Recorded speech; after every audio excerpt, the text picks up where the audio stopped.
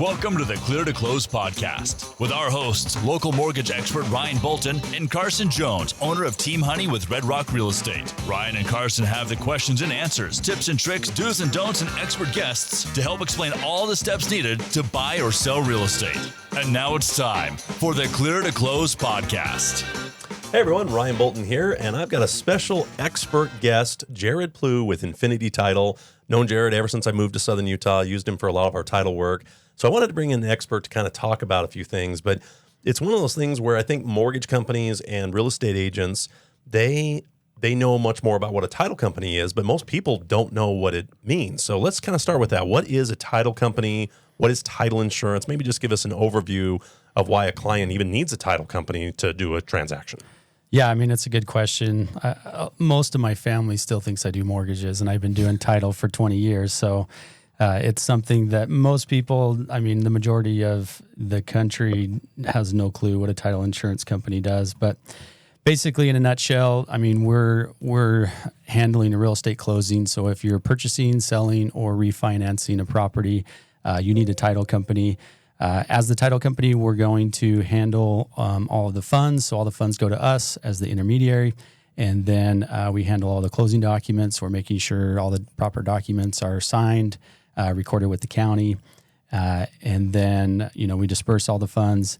And then most importantly, we issue the title insurance policy. And that title insurance policy is the guarantee that title's free and clear. So basically, it covers a lot of things, but mostly it covers our work. So if we do something incorrectly, if we handle funds incorrectly, if we record something incorrectly, we're on the hook. So we have to make sure that things are done perfectly, basically, in a real estate transaction.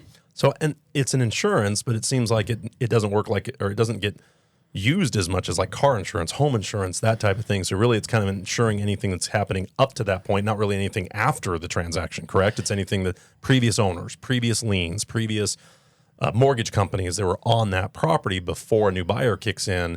That's kind of what you're cleaning up and making sure all that's reconciled. Yeah, there's some rare exceptions to that, but for the most part, that's the difference between title insurance and auto or home insurance is that it's covering everything up until that date. Okay.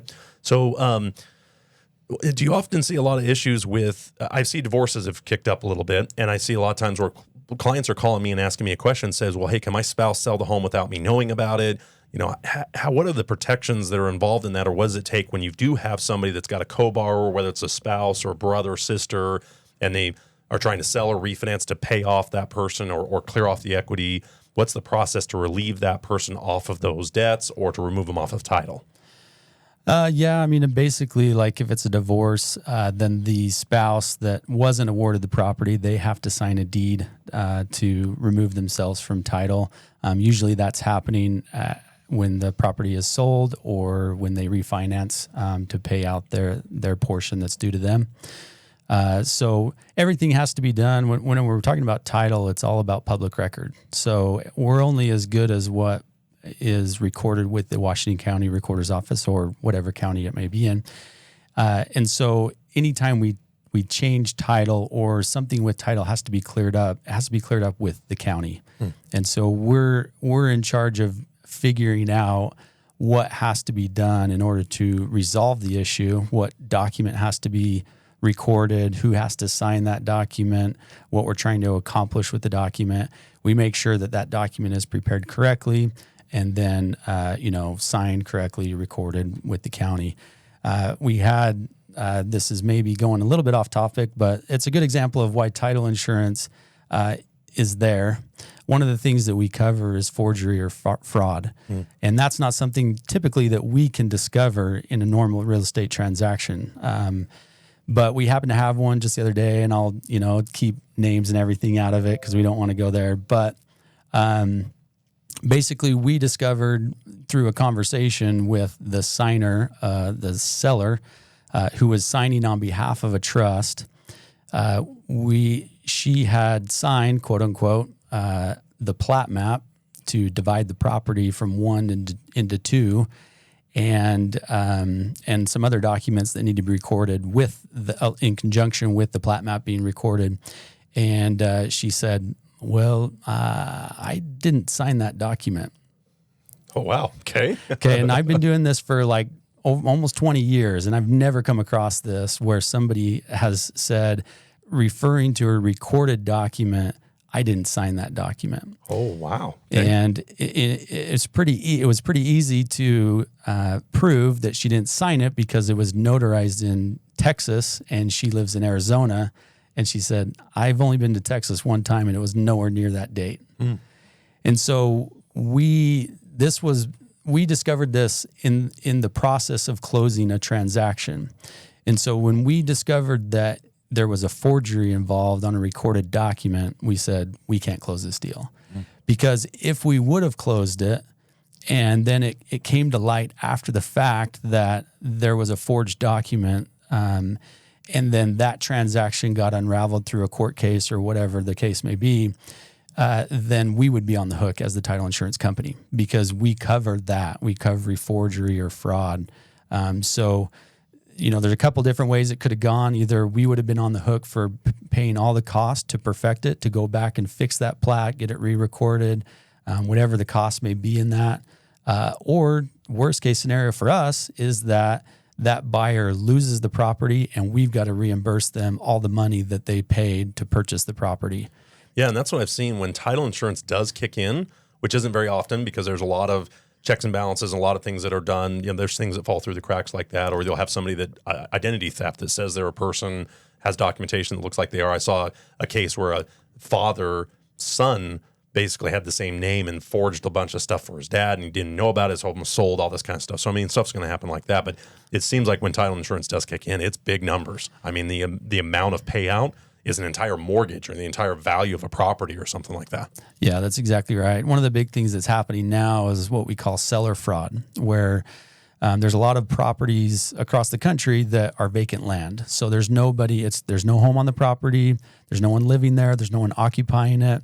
And so we'll have fraudsters that will impersonate the seller. So they'll find properties. I know of a case that happened in Kanab, just not far from here. I know of one that happened in Park City. And there's, I'm sure, tons of others that have happened in Utah or that almost happened that I'm not aware of. But basically, the fraudster finds a property that's vacant land. They contact a local real estate agent and say, hey, I'm Joe Blow. I want to sell my property. Okay, great. Let's list it. And they list it. Well, Joe Blow is supposedly in, let's just say, Texas. And so everything gets signed remotely. It's all done through DocuSign. And they list the property, they get it under contract, they go to closing to sell it, and it gets difficult when they go to closing because there's documents that have to be notarized. So theoretically, they have to sign in front of a notary public, and so they have to, if they pull it off, they have to get a notary public involved in the fraud. But in these two cases that I'm aware of, the one in Kanab, it was like a $80,000 lot, and they closed it. And the buyer discovered after the fact that they didn't own that property because the person that sold the property didn't actually own the property. Mm. And that title company had to reimburse the buyer. So, and it's not like, you have a year or two to come up with the 80 grand. It's like, no, I want my money right now. Right, and so that title company's got to come up with the money. And then we're left to pick up the pieces after the fact. The one that happened in Park City, it was like a $500,000 lot. Mm. And in that case, it was crazy because the fraudster actually sold the property twice. So they got it. They had two different agents. They got it under contract with two different buyers. They set it up. They made sure the closing was going to happen on the same day. Because what happens when we go to do a closing, we do what we call a date down. And so initially we do a title search and we search the property from patent, which is the beginning of the life of that property, up until the day that we do that search. But that's typically done at the time the property goes under contract. So it's like, let's say a month before the closing actually occurs. And so when we go to the day of closing, we do a date down. So we complete the search from the day we searched it originally up until the day of closing to discover anything new that's been recorded. Right. And so you can see stuff, mechanics liens can pop up. You can see spouses or ex-spouses or something can pop up, or a second mortgage. There's stuff that kind of pops up when you do that. Same thing we do with credit reports. We'll pull a credit report at the beginning, and right before we close, we do one final check, see if they added new debts, lost their job. There's just always these last little checks right before you close, which usually it's amazing how much can get caught in that 30-day window. Yeah, and sometimes the things that you catch that you find are inconsequential, but sometimes it's a big deal. In this case, in Park City, it was the first transaction went through, it closed, and then the second one did that date down, and like, wait, what's this deed? You just sold the property, and so the second one didn't go through. So it's just a timing thing. They must have signed early enough, recorded enough, and they just happen to catch it, because usually it's, if you're closing that afternoon, you did the morning. If it's the next morning, you did it the day before. So yeah, that's got to be pretty much coordinated to do it at the same time. So it's important, I think, also to people realize that whether you're getting a mortgage or not, whether you're a for sale by owner or not, whether you're an agent, anything, use a title company. You want that person in the middle to handle the funds, to handle these types of things, and make sure you're the only owner. So even if you don't have a mortgage where you have lender's insurance, there's still an owner's policy to make sure that all owners and all liens are removed, even if it's free and clear, or you're for sale by owner or selling to a family member, any of those things. You really do want the title company involved just to make sure the title is as clean as what you expect it to be when you actually change ownership. Yeah, really the only time that we see a transaction, buyer, seller, selling a property, purchasing property, where there isn't title insurance is when it's family. But when it's family, like you're saying, it's just a better idea to get a title company involved, get a title insurance policy. I mean, I know it can be expensive, so like for a $500,000 sales price, you're looking at like $2,000 for the title fees to do that. But at least you have that peace of mind. And, the last person you want to go after if there's an issue is your dad or your mom. Right. So, get that third party involved and just, do it legit and have that protection. Now, we also brought some flyers today, or some slides today, that we want to go over on some of the market data. And I think you were mentioning, and that's kind of what started to want to bring you in, that you saw a report about Utah interest rates that also kind of plays out in some of the slides we're going to talk about. So kind of mention what you talked about when it comes to interest rates that the average Utahn has. Yeah, so there was a study that just came out that Utah is number one on this list.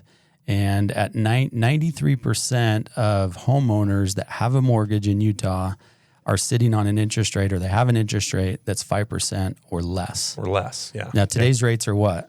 We're 7.5, 8, kind of that range. Yep. So 3% less than what the going rate is, 93%. So almost everybody that has a mortgage in Utah has a rate that's way less than what the going rate is right now.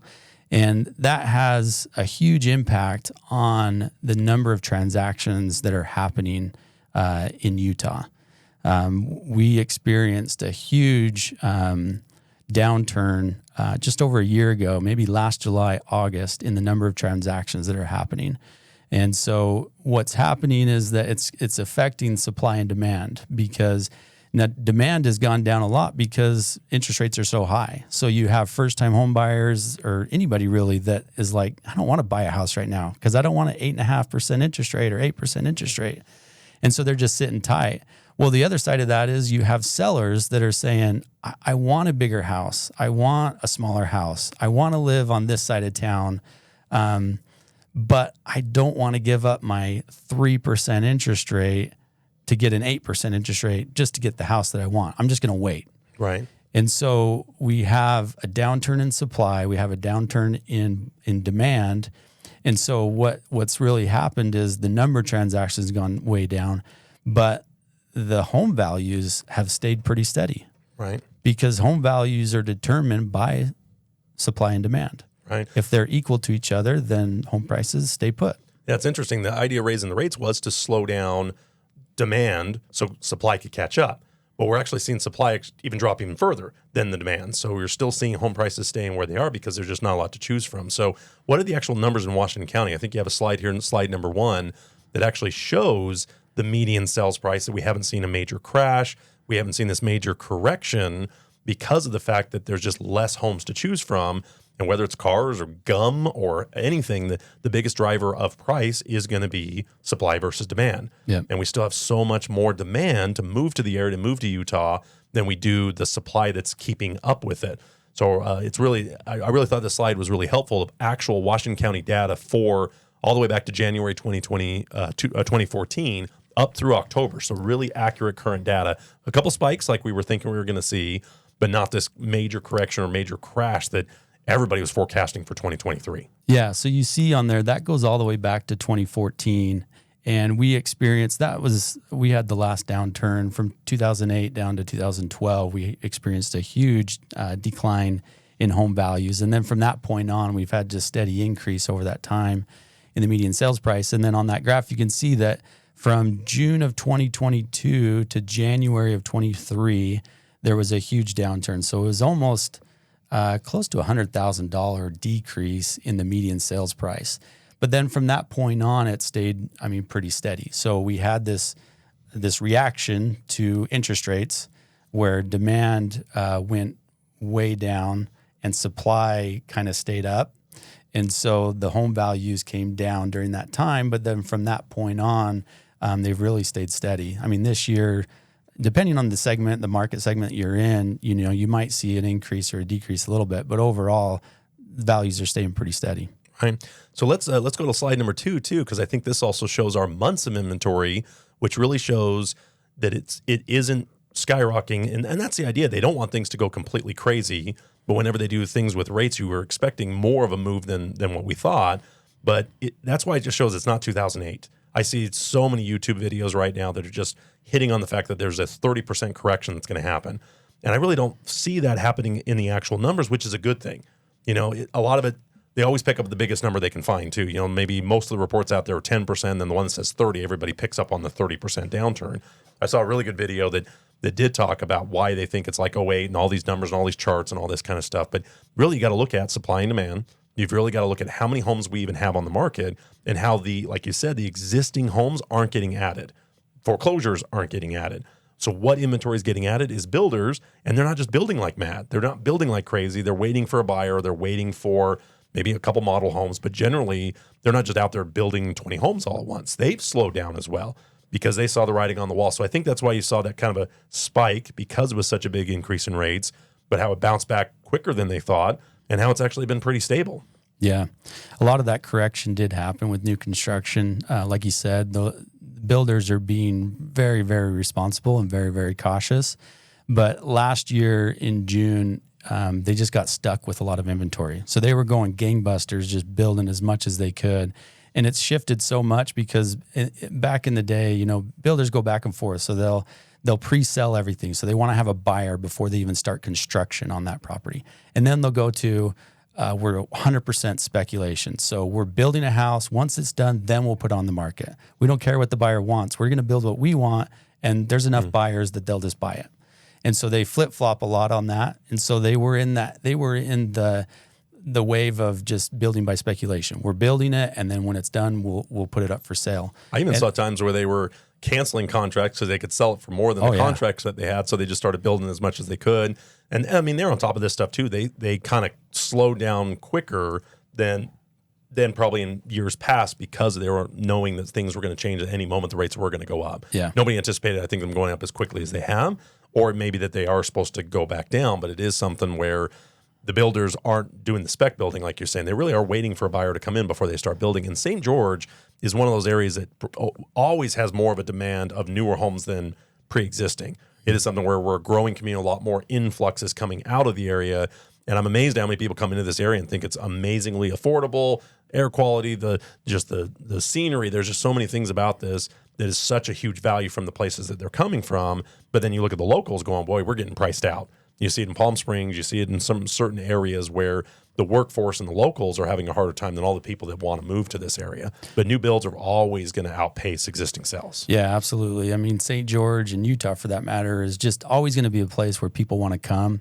And so we're always going to have a struggle keeping up with demand because of the influx of in-migration into Utah and into St. George.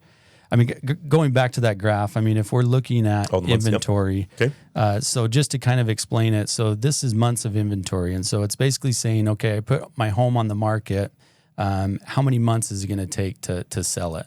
And so over the from 2014 until now, we've gone up and down between 9 months to 1 month. But going just in the recent history, there was a period during COVID, basically, is when inventory was extremely low. Well, what was happening during that time? That's when prices were going through the roof. because inventory was so low. So demand was far greater than supply at that time. And then you can see in late mid 2022, inventory skyrocketed. Well, that's exactly when home values went down. And so months of inventory and median sales price are directly correlated with one another. As inventory goes up, sales price goes down, and vice versa. And so that's where this graph is kind of helps us see, how those play into each other. Yeah, and you can see that there is this spike everybody anticipated, but it wasn't as much as they thought, and it's leveled off. If anything, it's already starting whatever correction from any crash that was even anticipated in 2023, and just shows you how resilient supply and demand is, even against interest rates. We have interest rates as high as they've been for 20 years, but it's something that it still is a supply and demand that affects the price of the home more than the interest rate. But I see that what's going to happen is because of the same thing happened during COVID, where all of a sudden demand shot up and inventory couldn't keep up, we're going to have a similar thing if rates do happen to drop. Yeah. So if we see rates drop and it gets to the point where it's that 6, and if 6 is in front of the number, even 6.99999, if it gets to that 6 number, the people that are at 3, the people that are at 4 might finally start saying, okay, now it is time to maybe upgrade. Yeah. Now I can I can justify going up to that point. So there's a psychological element to it, and then all of a sudden a bunch of inventory is going to pop up. And demand's going to probably outshoot that inventory even more, and all of a sudden there's going to be 4 homes on the market, and everybody's going to be competing with them again. So it really shows how I think history is going to look back at that pandemic of the reaction to it is going to be way more damaging than what the actual pandemic was. We're already starting to hear rumbles of that our reaction to it. We're even seeing politicians and certain things starting to apologize or ask to apologize for their reaction to it, because we are finding the reaction to it still is playing out in the housing market, in the supply chains, in the political world. I mean, so many things are still playing out because of the pandemic. Yeah. And I see we're going to have kind of a, the bubble, this mini crash, probably another mini bubble, and then maybe we'll start seeing some normalcy. Yeah. Honestly, in my opinion, like what we're experiencing now is absolute 100% best case scenario because we needed a correction to happen. Like we need to slow down. Because of COVID, things got so out of control. The cost to build was high. Everything cost way too much. And home values went way up, so there needed to be a correction. And the correction that we've experienced, we had a downturn in home values for a short, like a 6-month window, is what we saw in Washington County. But from there, it's kind of stayed steady. And so if we can go, I mean, I'm hurting because I'm doing a lot less transactions, and that's how I make money is volume. But if we can go another year or so of just kind of this level where home values aren't really going up, they're not really going down, they're just staying put to where everything can catch up with it, then I think that's best case scenario. I agree, and I think that's the idea of some of these corrections is not having crashes, giving time for things to kind of just filter themselves out or really let the supply catch up, because there's still so many areas in the economy that the demand's still more than supply. There's still too much money kind of chasing too few goods, and that's what's raising up the price. So it is something, and we've got the political climate right now with an election year on top of it all again, just like the election year happened during the COVID stuff, just kind of turned everything up to 11, where if it was just another year, it wouldn't have been as big a deal. Now we still got this. So I think it's a lot of wait and see. Like you said, there's just a lot of wait and see that's going to happen in 2024, but it's good to see that St. George, and I always say this all the time, real estate's local. What's happening here is better than I'm seeing in other areas because it's such a great place to live. The prices are still affordable. I know locals might hear, oh, that's crazy. Homes are way not affordable. But when you look at where the other affordability indexes are, St. George is still one of the most affordable places and one of the best places to live in the West, if not the whole country. Yeah. So it is something where it's gotten on the map. A lot of people are still coming. They're going to keep coming, and they still see the value of it. So the demand is still always, like you said, really going to be there. Then all of a sudden, if the rates do drop, the demand kicks up even more. And once again, we're in the situation where we don't have the inventory to catch up with it. So I agree. If we can just have a little bit of time to let these policies and just kind of let these things simmer, it'll just be a softer landing up or down. It won't be this raise up or this really massive crash down. Yeah, and like you said, when rates go down and everybody has a different number, right? Everybody's got, whether they realize it or not, there's a number in their head of like, okay, when rates get to this point, that's when I'm going to do something, right? And so my only hope is that when that happens, when that number happens for buyers where they're saying, okay, I'm going to pull the trigger on something, there's a seller in the wings saying I'm the same thing, right? I'm going to put my home on the market. But I think you're right. I think the demand will always outpace the supply when rates go up.